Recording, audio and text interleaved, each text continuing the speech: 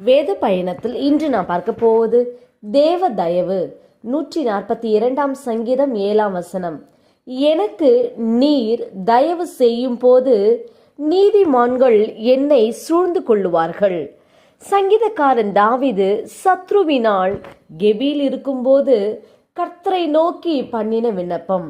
தாவீது எப்படி தன் வாழ்வில் இக்கட்டான சூழ்நிலையில் தேவ தயவை பெற்றுக்கொண்டான் என்று பார்ப்போம்.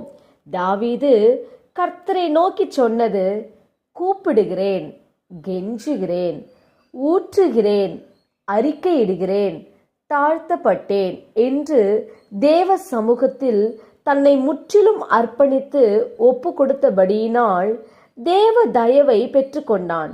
ஆம், நாமும் நம்முடைய எல்லா சூழ்நிலைகளிலும் தேவனை நோக்கி விண்ணப்பம் பண்ணி நம்மை முற்றிலும் அர்ப்பணிப்போம்.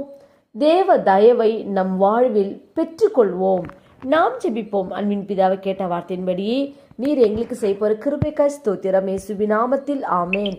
கர்த்தர் தாம் இந்த வார்த்தைகளை கொண்டு உங்களை ஆசீர்வதிப்பாராக. ஆமேன்.